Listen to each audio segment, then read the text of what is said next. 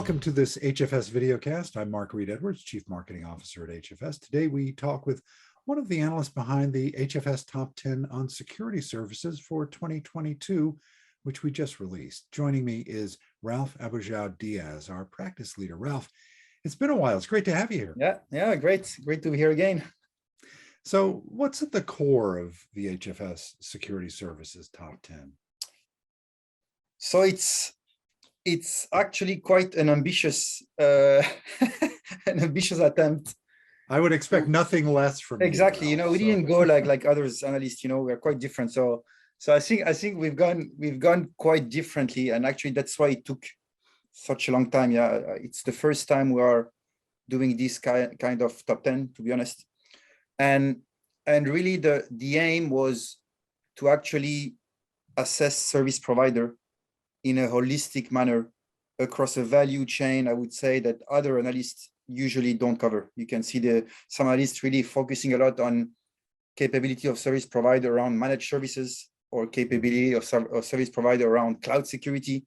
Well, our attempt has been pretty much to understand how these service provider are actually building competency across the full value chain of cybersecurity. When I say value chain, is really capabilities around consulting services, pretty much driven around assessment and readiness, like, for example, helping company defining their cybersecurity strategy, their transformation path, doing assessment around their cybersecurity posture, actually helping senior leaders like board and business leader actually get ready and understand what cybersecurity mean in plain English, building frameworks around risk and compliance, establish target operating model, target architecture. So really getting the enterprise ready to embark on large-scale cybersecurity initiative.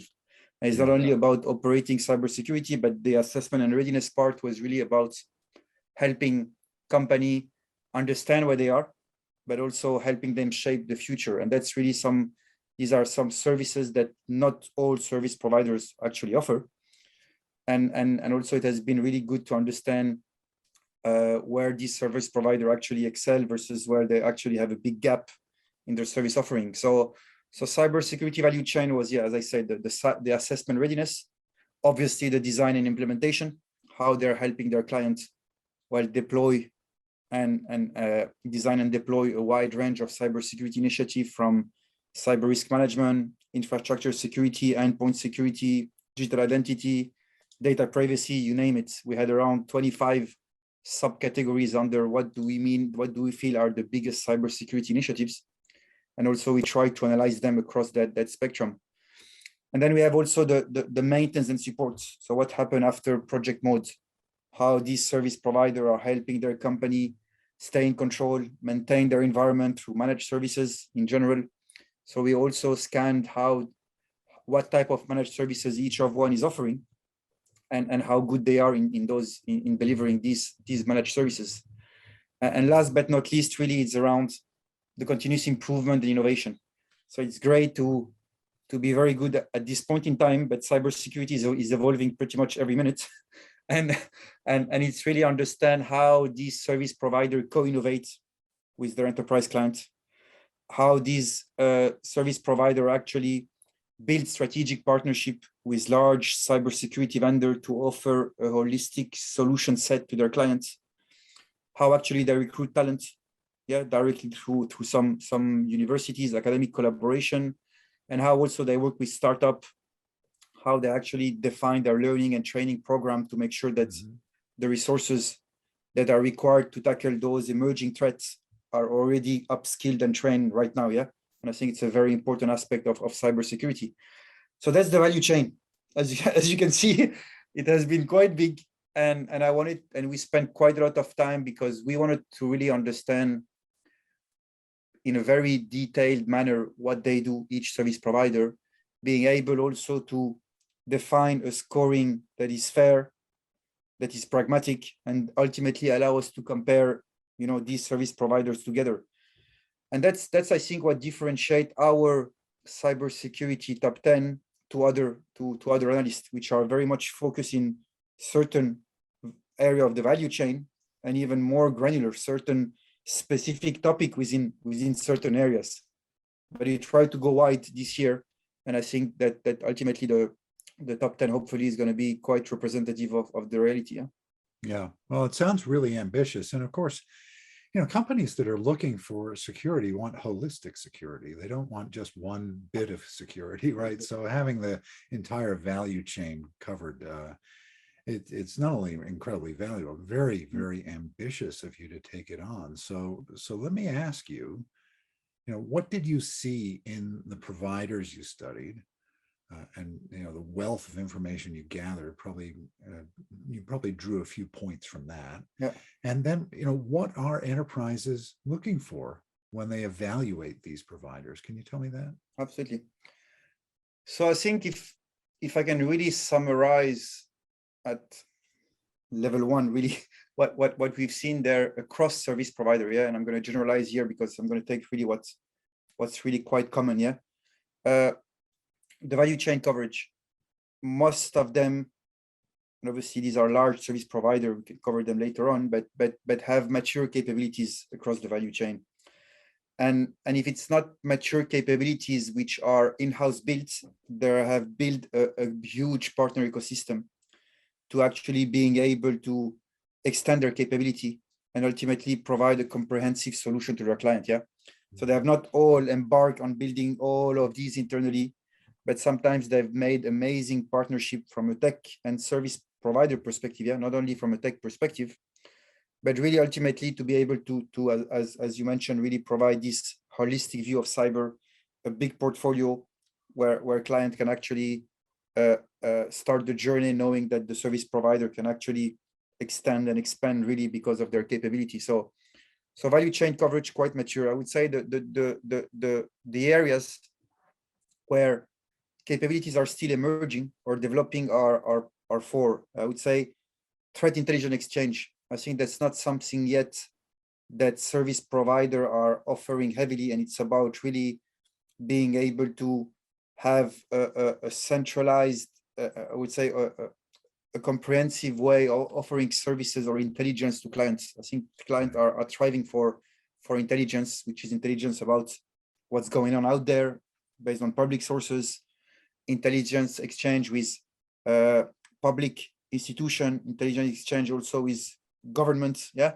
So it's really something that still is in progress, being able to actually offer a packaged solution to enterprises where they can tap on intelligence and information so that they can obviously recalibrate the way they manage cybersecurity. And I think it's a hot topic because threat intelligence, to be honest, I would say is the only way you're going to be able to proactively deal with a potential threat because you receive that type of intelligence. So, but they are developing this quite a lot. Another emerging area is really board readiness.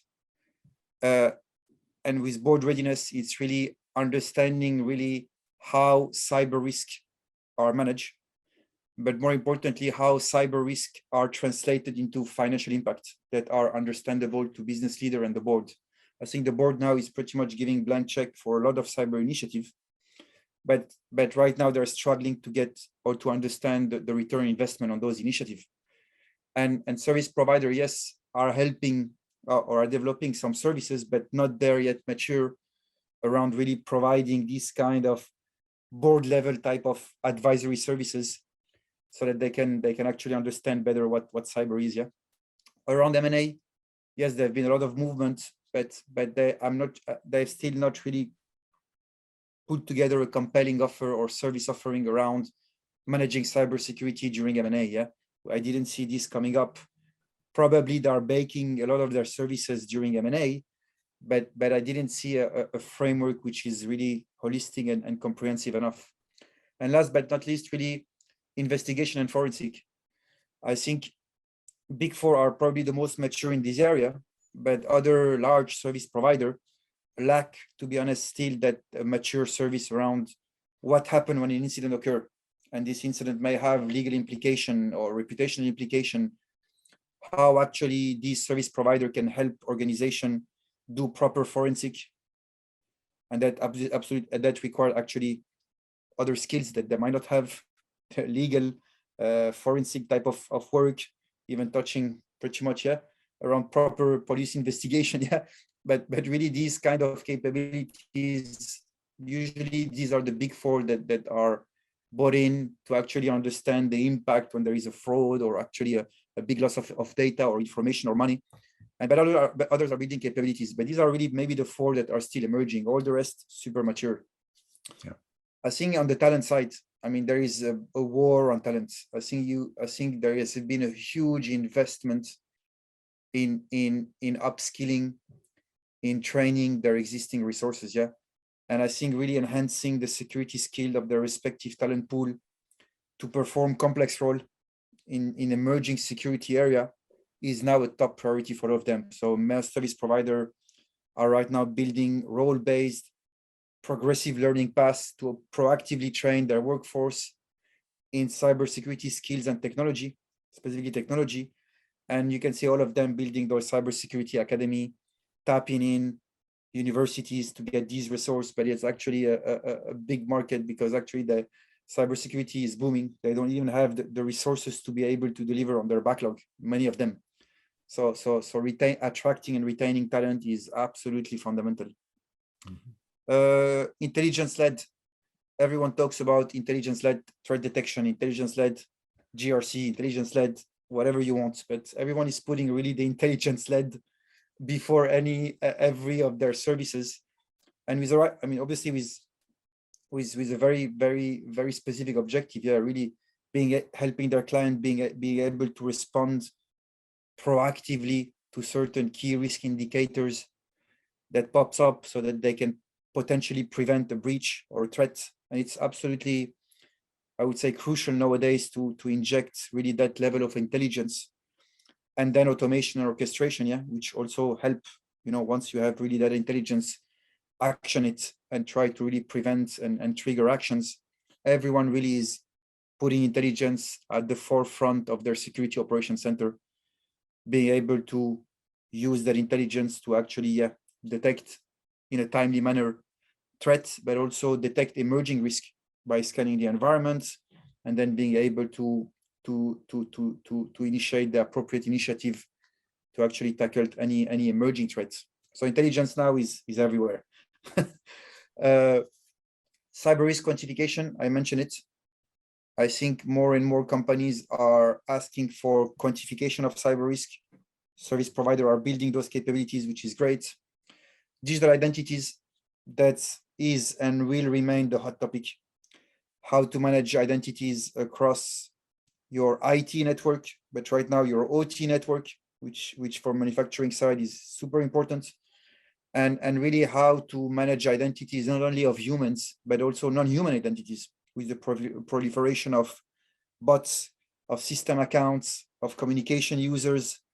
These are users which are not, not like you and me, human, but are there by the thousand with very high privileges.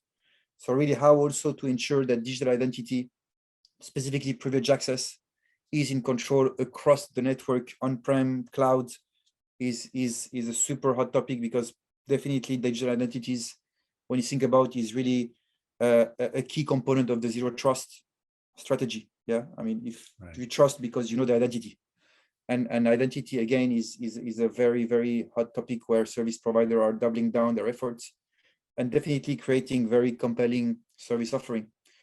And last but not least, we see all of them really focusing on industry-focused cybersecurity offering. I think coming up with cybersecurity across the board, across every industry, is impossible. Every industry has its own cybersecurity risk.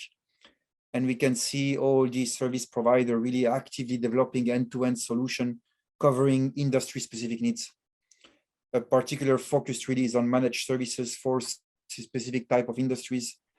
And to be able ultimately, to really tailor their cybersecurity operations to a very specific industry and even to a very specific client.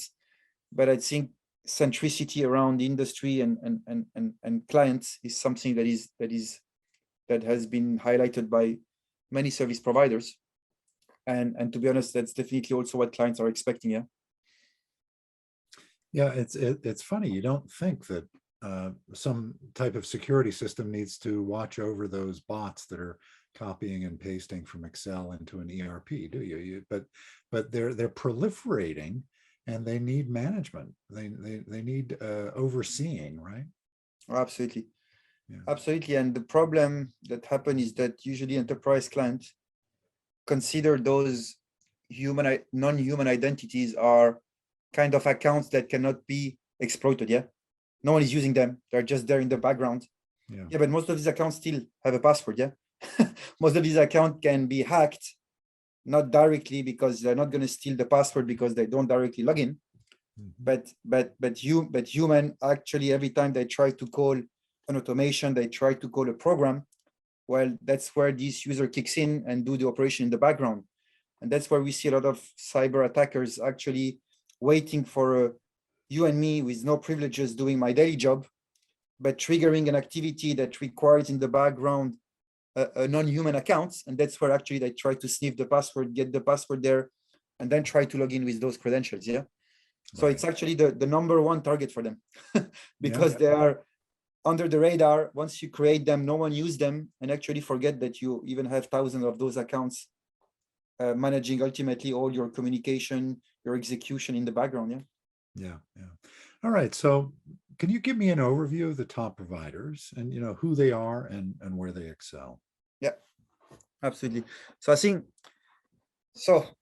the top providers, who they are. So if you really talk about really the top three, and I would say the top two is not really a surprise because really we have the big players coming. I mean, obviously having this depth and breadth of expertise and services, but really the number one has been Accenture.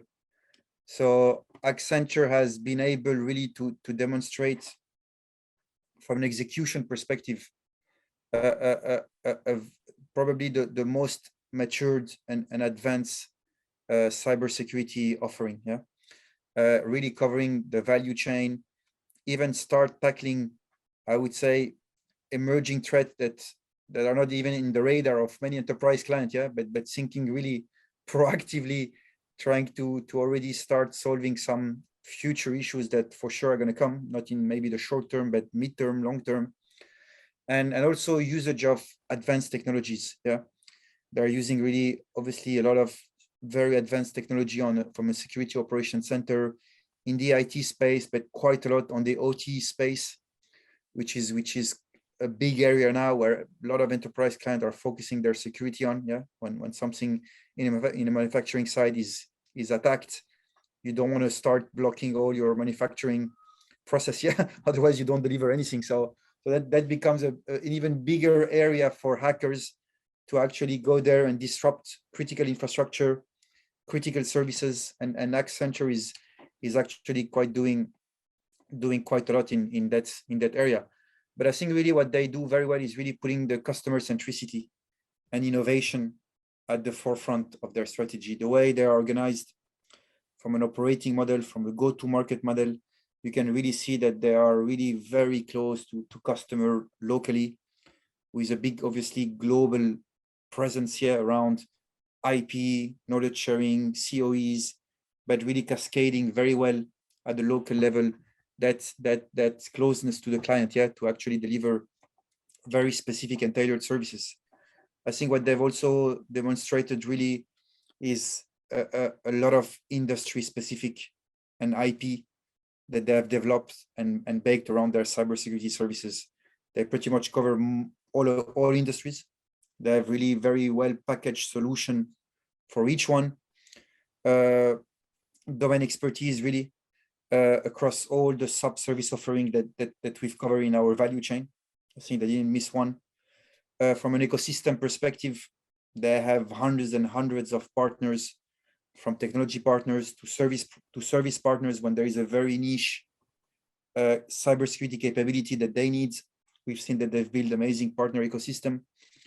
And also something really big is the innovation labs, hubs that they've put together, investing quite a lot back into the security R&D, quite a lot of money. really being able to, as I say, it's always be in the forefront of what's coming next, putting a lot of automation, intelligence also in their services. Their practice is growing really at 3x the rate of any market and competition. Double-digit growth last year. They are really, to be honest, really making a lot of money across the cybersecurity value chain, from consulting, design, deployment, managed services, spread quite well. So they don't only depend on one area. And really you can see the number of headcount growth, yeah, roughly 55% growth on headcounts between 2019 2021, which is absolutely huge, leading to more than 10,000 practitioners just on the cybersecurity space. So it's a cybersecurity powerhouse that really is able to offer a holistic approach, very industry focused, and covering the entire value chain. IBM, well, IBM, obviously it's IBM Security is a division of IBM, actually provide software and services to enterprise clients, against mainly to prevent, detect, respond to cyber incident and breaches, offer cybersecurity software. And you can see that many of enterprise clients are using IBM security solution as software. Even cybersecurity service provider are using IBM as a software. So definitely a big software capabilities, obviously, that coming from IBM, but also a lot of consulting and managed services baked into that.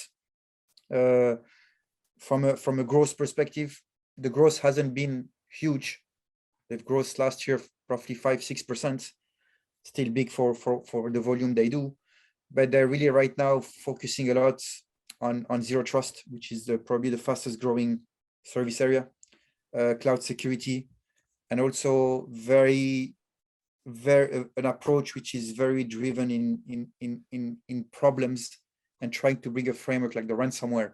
They build up an end-to-end framework on ransomware that leverage tech, services, operating model, but kind of a package framework that they can actually offer and implement to clients.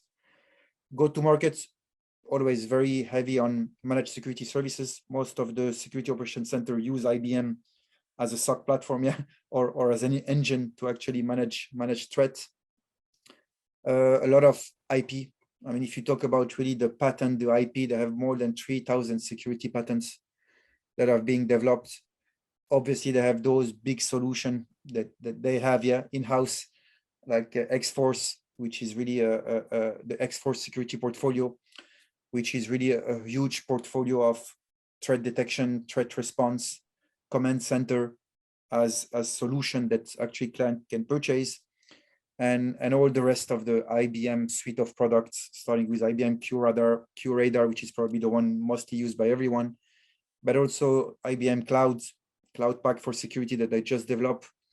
So I would say this unique combination of super expertise in software, also with a layer of services that they are actively developing now, I mean, make it obviously a very big player in that area. Also more than 9,000 security experts across the globe.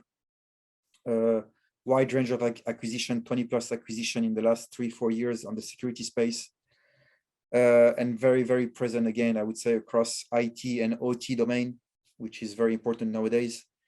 And that's what really we think that, again, if we go back to from an execution perspective, IBM came number 2.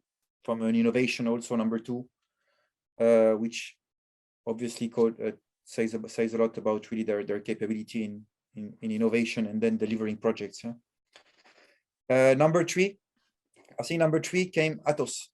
So Atos, I would say it's an industry-focused cybersecurity service provider, and I think that it's pretty much the industry focus, I would say, which is the biggest asset of Atos, and combining really distinguished IP, very, very solid IP around solution, around project accelerator, around industry-specific wrappers, and a huge partner ecosystem.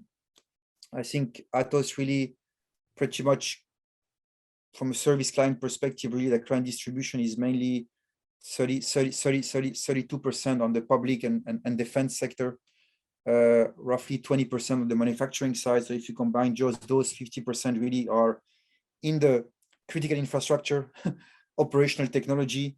So I would say their focus on OT, I would say, is probably the strongest asset that they currently have. They also have big and fastest growing services are cloud security, managed detection and responses, and managed services in general, yeah, specifically around threat detection and response. Again, massive growth, big growth. They had roughly probably around 30% growth in headcounts over the last 3 years.